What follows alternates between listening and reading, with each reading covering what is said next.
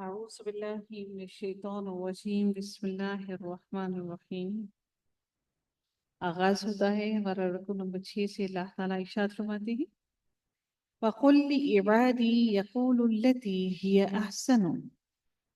اللہ تعالیٰ فرماتے ہیں کہ اور میرے بندوں سے کہہ دیجئے کہ وہ بہت ہی اچھی بات منہ سے نکالا کریں۔ اللہ تعالیٰ نے کتنی بڑی بات کہی کہ جب بھی نبی کریم صلی اللہ علیہ وآلہ وسلم سے کہا وَقُلْ لِعِبَادِي، اے نبی کہ میرے بندوں سے کہہ دیجئے، اللہ تعالیٰ نے کہا کہ میرے بندے، یعنی آپ اللہ تعالیٰ کے بندے ہیں۔ کتنی اللہ تعالیٰ نے اپنی ملکیت کو ظاہر کیا، اللہ تعالیٰ نے اپنی محبت کو ظاہر کیا، اپنی اپنائیت کو ظاہر کیا۔ جیسے آپ کہتے ہیں نا میری اولاد، میرے بچے، میرا گھر، میرا شوہر، میرے بھائی، میری بہنیں، میرے والدین، بالکل اللہ نے ایسے ہی فرمایا اے نبی میرے بندوں سے کہہ دیجئے یقول التی ہی احسن، جب بھی وہ بات کریں تو اچھی اور احسن بات کریں، جو بہت ہی خوبصورت بات ہو، جو دلوں کو چھو جانے والی بات ہو، جو دلوں کو نرم کر دے، جو دلوں کو سکون دے۔ ایسی بات نہ کہیں جو دلوں کو سکون نہ دے، بلکہ جو دلوں کو اضطراب میں مبتلا کر دے، جو دلوں کو پریشانی میں مبتلا کر دے۔ اللہ تعالیٰ نے فرمایا میرے بندوں سے کہہ دیجئے کہ وہ جب بھی بات کریں تو احسن بات کریں۔ ان الشیطان ینزغ بینہم، اللہ تعالیٰ فرماتے ہیں کہ کیونکہ شیطان آپس میں فساد ڈلواتا ہے۔ اللہ تعالیٰ نے کتنی خوبصورت بات کہی کہ شیطان انسان کی زبان سے ایسی باتیں نکلواتا ہے جس سے انسان کے دلوں میں بغض پیدا ہوتا ہے، تکلیف آتی ہے، دل دکھ جاتے ہیں اور دلوں میں نفرتیں بھر جاتی ہیں۔ اللہ تعالیٰ نے فرمایا پہلے اپنے بندوں سے کہا کہ اے نبی میرے بندوں سے کہو جب بات کریں تو احسن اور خوبصورت ترین بات کریں۔ بے شک شیطان جو بھی ہے، شیطان وہ آپس میں فساد کو بڑھاتا ہے اور فساد کو ڈال دیتا ہے۔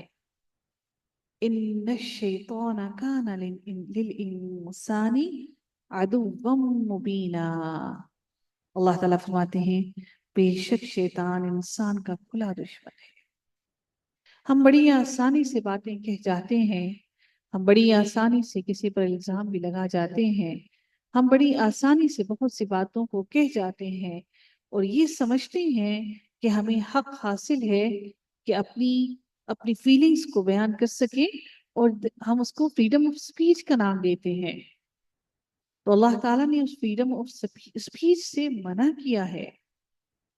آج یہی وجہ ہے کہ وہ فریڈم آف سپیچ استعمال کر کے ہم بہت سے لوگوں کا بغیر کسی وجہ کے دل کو دکھا دیتے ہیں۔ اور یہی وجہ ہے کہ آج ہماری اولادیں، آج ہمارے بچے، آج ہماری نسلیں اوور کانفیڈنٹ ہو رہی ہیں، کیونکہ ہماری نسلوں میں سے وہ چیزیں ختم ہو رہی ہیں، ہماری تربیت سے وہ چیزیں ختم ہو رہی ہیں۔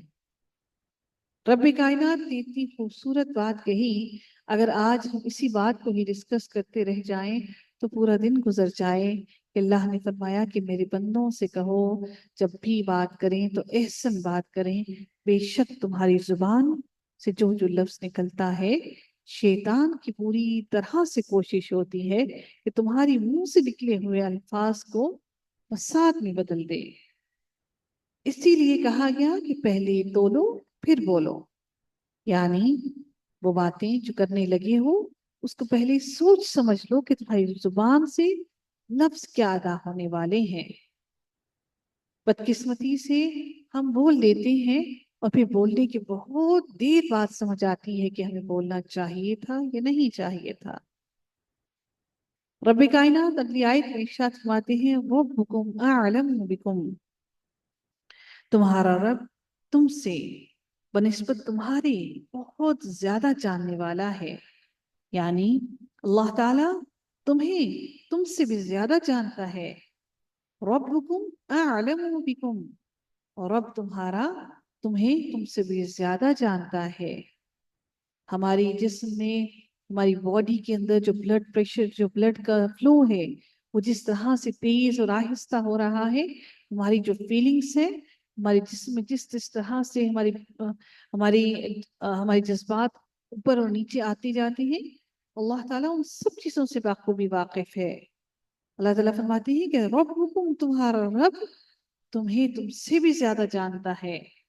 ان یشاء یرحمکم او ان یشاء یعذبکم، وہ اگر چاہے تو وہ تم پر رحم کر دے، یا اگر وہ چاہے تو وہ تمہیں عذاب دے دے۔ یعنی اللہ تعالیٰ فرماتے ہیں کہ اگر یہاں پر خطاب مشرکین سے ہو تو رحم کے معنی قبول اسلام کی توفیق سے ہوں گے، یعنی اللہ تعالیٰ ان پر رحم تب کرے گا جب وہ قبول اسلام کریں گے، اور عذاب سے مراد شرک پر ہی موت ہے جس پر وہ عذاب کے مستحق ہوں گے۔ اور اگر اللہ تعالیٰ نے یہاں پر خطاب مومنین سے کیا ہے تو رحم کے معنی ہوں گے کہ وہ کفار سے تمہاری حفاظت فرمائے گا، اور عذاب کا مطلب ہے کہ کفار کا مسلمانوں پر غلبہ آئے گا۔ آج جو ہمارے اوپر، ہم مسلمانوں پر یہودیوں، عیسائیوں اور کفار کا غلبہ ہے، یہ اللہ تعالیٰ کا عذاب ہے ہم پر۔ ہم نہیں سمجھتے اس بات کو۔ پوری دنیا کے اندر مسلمان ذلیل اور خوار ہو رہی ہیں، کس وجہ سے؟ اپنے دین سے دوری کی وجہ سے، اللہ تعالیٰ کی قوانین کو توڑنے کی وجہ سے، اللہ تعالیٰ کی حدود سے باہر نکلنے کی وجہ سے۔ اور اگر کوئی بھولا بھٹکا اگر اللہ تعالیٰ کی طرف پلٹنے کی کوشش کرتا ہے تو ہم ہی وہ لوگ ہیں جو اس کو واپس دنیا کی طرف دھکیل دیتے ہیں۔ کیسی ہی منافقت ہے ہم لوگوں میں کہ جب کوئی غیر مسلم جب مسلمان ہوتا ہے تو اس کو اٹھ اٹھ کر گلے لگاتے ہیں اور اس کو اس طرح سے خوشی سے ویلکم کرتے ہیں کہ دیکھو، اس کو کہتے ہیں مسلمان ہونا، اس کو کہتے ہیں عبادت کرنا، اس کو کہتے ہیں پریکٹس کرنا۔ اصل مسلمان تو یہ ہیں۔ اور جب ہم میں سے ہی کوئی بھولا بھٹکا جس نے زندگی میں گناہ کر دیے اور اب اللہ نے اس کو ہدایت دے ہی دی تو وہ ہدایت کے رستے پر آ ہی گیا، تو ہم کیا کہتے ہیں؟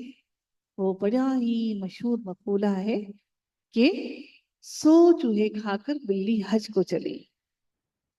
کیسی منافقت ہے یہ! وہ اللہ جو معاف کر دینے والا ہے، جس سے معاف کرنے کا وعدہ کیا ہے، کیا ہم اس سے زیادہ طاقتور ہیں کہ کسی پر اتنی آسانی سے ایسے فتوے لگا دیں؟ اللہ تعالیٰ اگلی آیت میں ارشاد فرماتے ہیں وَرَبُّكَ أَعْلَمُ بِمَنْ فِي السَّمَاوَاتِ وَالْأَرْضِ، آسمانوں اور زمین میں جو بھی ہے آپ کا رب سب کو بخوبی جانتا ہے۔ اعلم، بخوبی جانتا ہے۔ وَلَقَدْ فَضَّلْنَا بَعْضَ النَّبِيِّينَ عَلَى بَعْضٍ، اللہ تعالیٰ مزید کیا ارشاد فرماتے ہیں؟ ہم نے بعض پیغمبروں کو بعض پر برتری اور بہتری دی ہے۔ اللہ تعالیٰ نے کیسے برتری اور ان کو بہتری دی؟ ہم جانتے ہیں سورہ 30 پارے کے اندر آغاز ہی اس کا ایسا ہوتا ہے تِلْكَ الرُّسُلُ فَضَّلْنَا بَعْضَهُمْ عَلَى بَعْضٍ، یعنی اللہ تعالیٰ نے بعض رسولوں کو بعض پر بہتری اور برتری عطا کی۔ برتری کس سے؟ اللہ تعالیٰ نے کچھ انبیاء سے کلام کیا، کچھ انبیاء کو اللہ تعالیٰ نے کچھ انبیاء اللہ تعالیٰ کو اللہ نے خلیل اللہ کہا، اور یعنی کچھ انبیاء کس اعتبار سے؟ رینک کے اعتبار سے باقی نبیوں سے تھوڑے سے اونچے ہیں، ان کو اولو العزم کہا جاتا ہے۔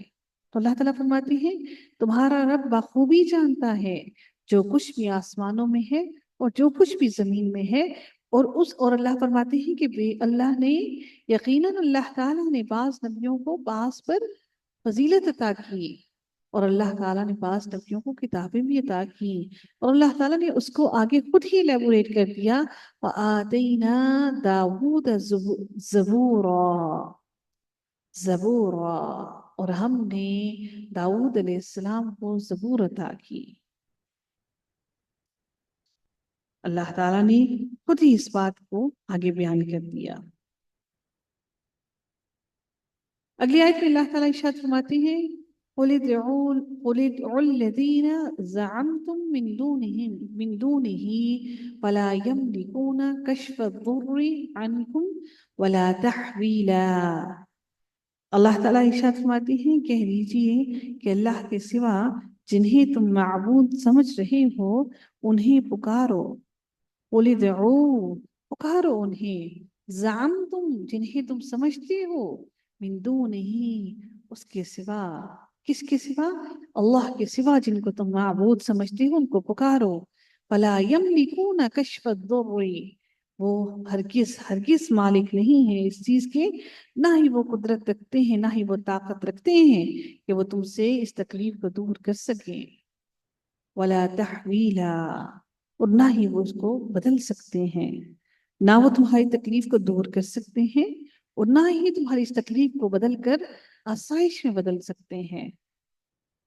वो किसी भी तौर पर, किसी भी मामले में हरगिज हरगिज किसी भी चीज पर कुदरत नहीं रखते। फिर क्यों शरीक बना रखे हैं अल्लाह ताला के साथ? रब्बे कायनात आगे इसी बात को अगली आयत में एलेबोरेट करते हुए फरमाते हैं, उलाइक अल्लज़ीना यदऊन यब्तगून इला रब्बिहिमुल वसीला, जिन्हें ये लोग पुकारते हैं खुद वो अपने रब की तकर्रुब की जुस्तजू में रहते हैं। जिन्हें ये पुकार रहे हैं, अय्युहुम अक़रबु व यरजून रहमतहू, ये लोग उन बेजारों पर जा रहे हैं और लोगों से मांग रहे हैं, जिन पीरों फकीरों के पीछे भाग रहे हैं, ये लोग उनके पीछे जा रहे हैं और ये उनको वसीला बनाए हुए हैं कि ये वो वसीले हैं जो हमें अल्लाह ताला से, अल्लाह ताला की गजब से, अल्लाह ताला की जाहो जलाल से, अल्लाह ताला के गुस्से से हमें बचाएंगे।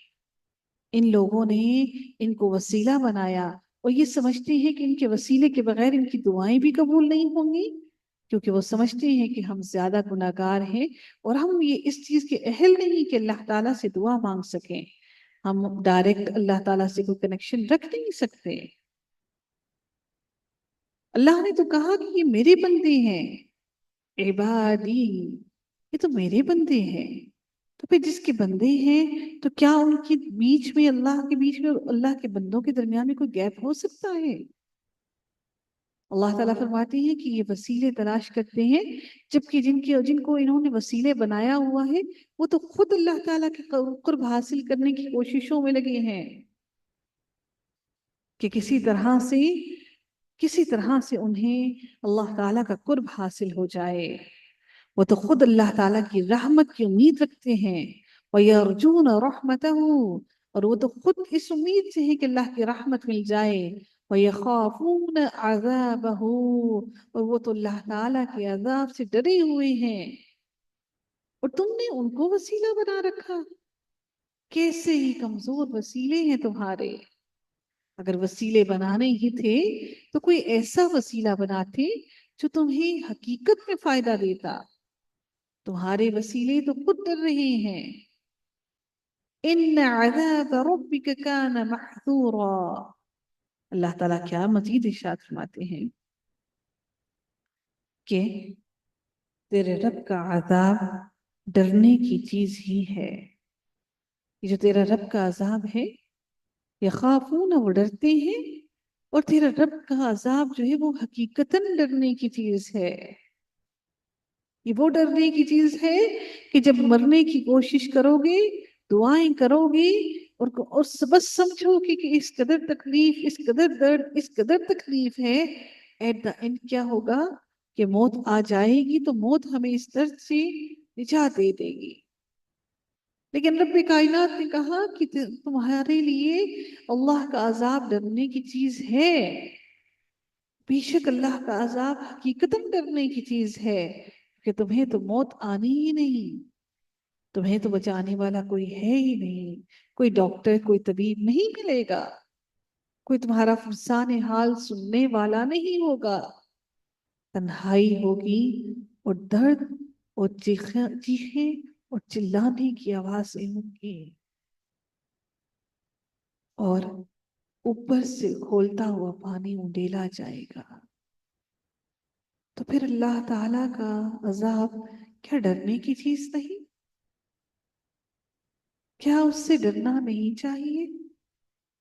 اللہ تعالیٰ نے اس رکوع کا آغاز جو ہوا، آغاز ہوا کن باتوں سے کہ اپنی زبان کو بہتر کرو. جب بات کہو تو خوبصورت بات کہو، جب بات کرو تو پیاری بات کرو کہ جو دلوں میں اتر جائے. جب بات دل میں اترے گی ہی نہیں تو پھر کوئی اللہ کی کتاب کو کیسے سنے گا؟ کوئی تمہاری زبان سے اچھے الفاظ کو کیسے سنے گا؟ تمہارے لفظ کیسے ان الفاظ کو بیان کر سکیں گے؟ اللہ تعالیٰ ارشاد فرماتے ہیں وَإِن مِّن قَرْيَةٍ إِلَّا نَحْنُ مُهْلِكُوهَا قَبْلَ يَوْمِ الْقِيَامَةِ أَوْ مُعَذِّبُوهَا عَذَابًا شَدِيدًا. جتنی بھی بستیاں ہیں ہم قیامت کے دن سے پہلے پہلے یا تو انہیں ہلاک کر دینے والے ہیں یا سخت ترین سزا دینے والے ہیں. یہ تو کتاب میں لکھا جا چکا ہے. یعنی اللہ تعالیٰ نے یہ سب کچھ لکھ لیا ہے.